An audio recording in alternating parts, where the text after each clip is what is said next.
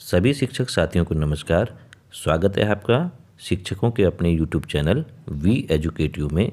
आज का वीडियो उन शिक्षक साथियों के लिए है पीठासीन अधिकारी के रूप में या प्रथम मतदान अधिकारी के रूप में ड्यूटियां लग चुकी हैं और वे वर्तमान में चुनाव संबंधी प्रशिक्षण प्राप्त कर रहे हैं या प्राप्त करने वाले होंगे।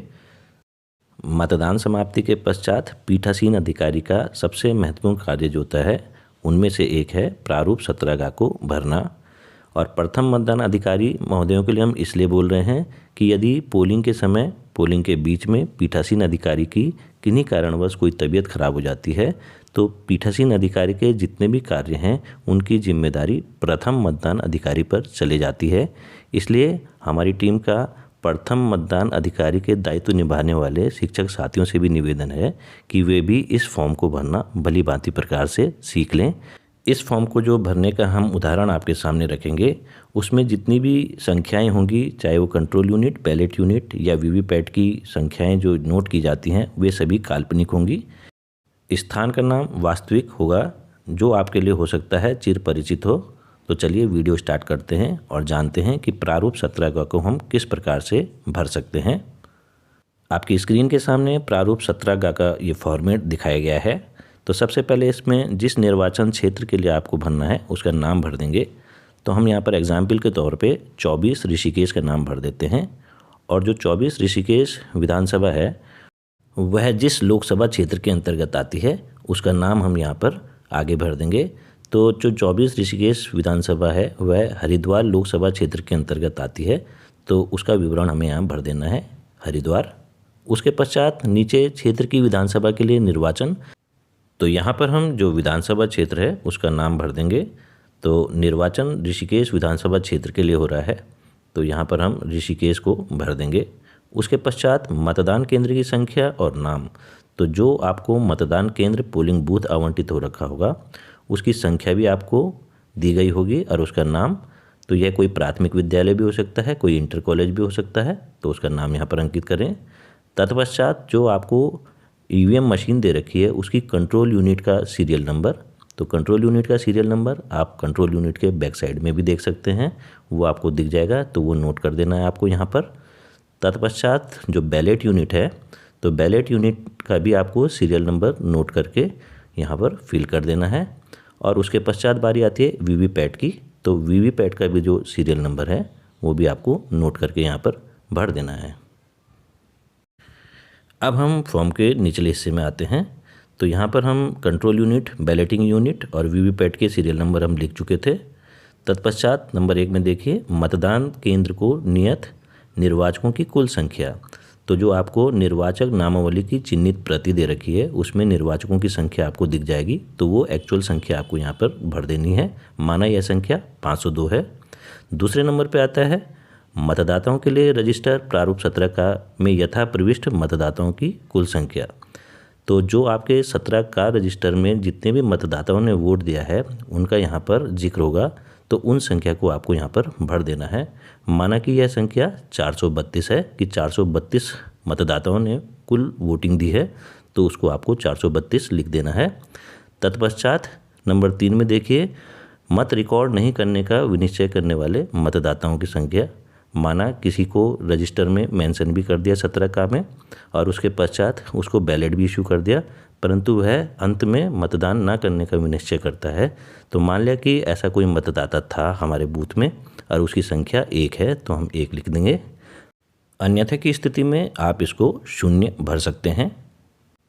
पॉइंट नंबर 4 में हम देखते हैं मतदान के लिए अनुज्ञात नहीं किए गए मतदाताओं की संख्या, तो ये उस प्रकार के मतदाता होते हैं जिनका हमारे रजिस्टर सत्रागाह में तो नाम दर्ज हो गया है, परंतु मतदान की गोपनीयता को भंग करने के लिए कुछ ऐसी एक्टिविटीज़ करते हैं जिसके कारण पीठासीन अधिकारी को मजबूर होना पड़ता है इनको मतदान करने से रोकने के लिए।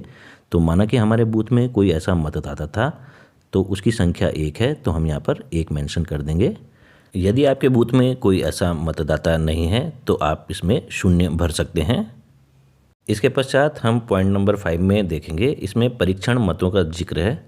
तो परीक्षण मत तब होता है यदि कोई वोटर किसी कैंडिडेट को वोट दे रहा है तो वीवीपैट में यदि उस कैंडिडेट की स्लिप उसको नहीं दिखाई देती तो उस स्थिति में वह परीक्षण मत का दावा कर सकता है। तो हम ये मान के चलते हैं कि हमारे बूथ में इस प्रकार की कोई घटना नहीं हुई, तो इसको हम नील लिख देते हैं। तो पॉइंट नंबर 5 में जो अन्य विवरण है, तो ये देखिए सबसे नीचे कुल संख्या और प्रपत्र 17 में मतदाताओं की क्रम संख्या। तो यदि परीक्षण मत हुआ है तो इसमें आपको संख्याएं लिखनी पड़ेगी, लेकिन नहीं हुआ है तो इसको आप नील भर देंगे। इसके पश्चात अगला पॉइंट देखते हैं हम, अभ्यर्थी जिनके लिए परीक्षण मत डाले गए हैं। चूँकि हमारे पोलिंग बूथ में कोई परीक्षण मत नहीं डाले गए हैं तो इस पूरी सूचना को हम नील कर देंगे। यदि डाले गए हैं तो आप उसमें पूरा विवरण भर देंगे, क्रम संख्या, अभ्यर्थी का नाम और मतों की संख्या, कितने परीक्षण मत डाले गए हैं। इसके पश्चात पॉइंट नंबर 6 की सूचना के लिए जब पोलिंग खत्म हो जाती है तो पीठासीन अधिकारी द्वारा क्लोज बटन को दबा दिया जाता है और उसमें टोटल कितने मतदान पड़े हैं वोटिंग मशीन के अनुसार उसकी सूचना यहाँ पर हम भर देते हैं। तो माना जो हमारी कंट्रोल यूनिट है उसमें टोटल जो वोट दिखाई दे रहे हैं वो 430 दिखाई दे रहे हैं, तो हमें उसको यहाँ पर एंटर कर देना है। अब हम बात करते हैं पॉइंट नंबर 7 की।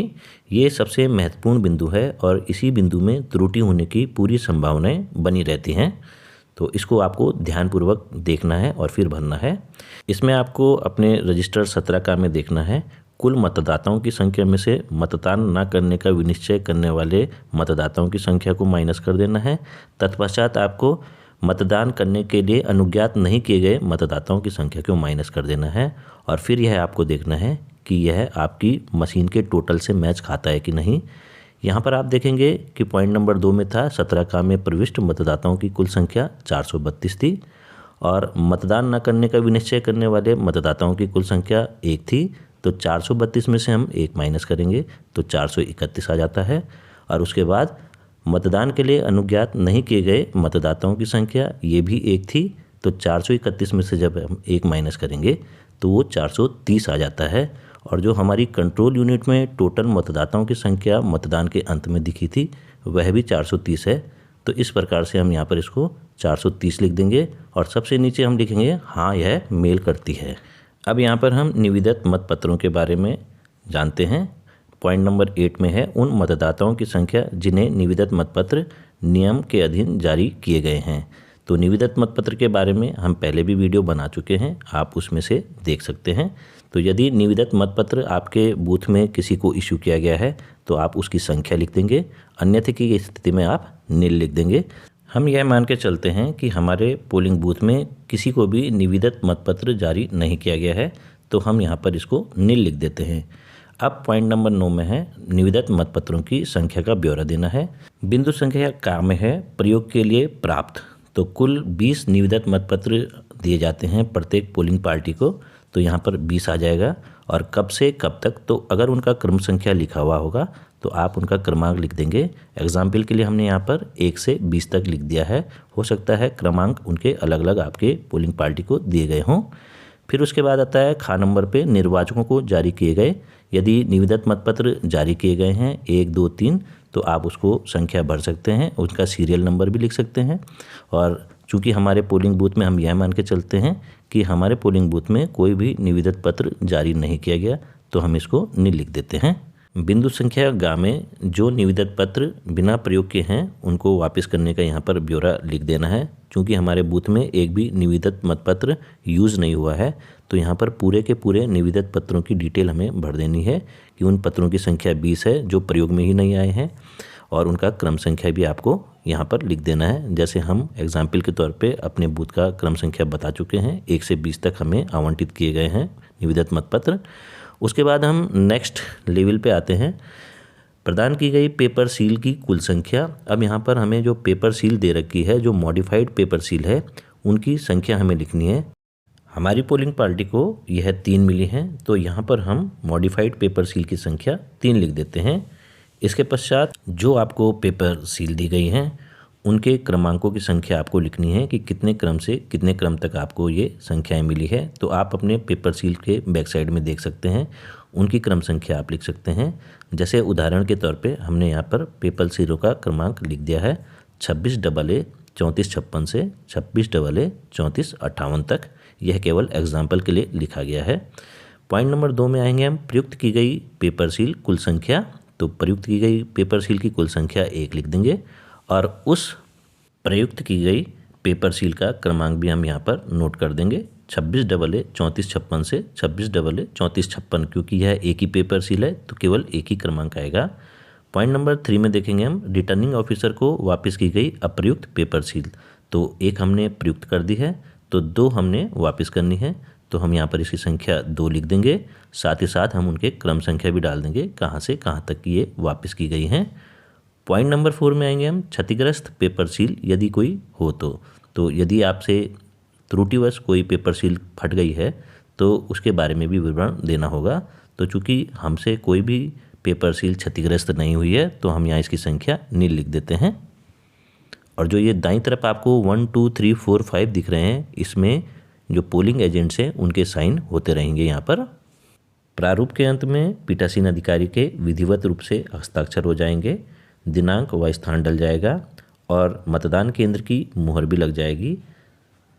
तो इस प्रकार से आप प्रारूप 17G को सावधानीपूर्वक बड़ी ही आसानी से भर सकते हैं।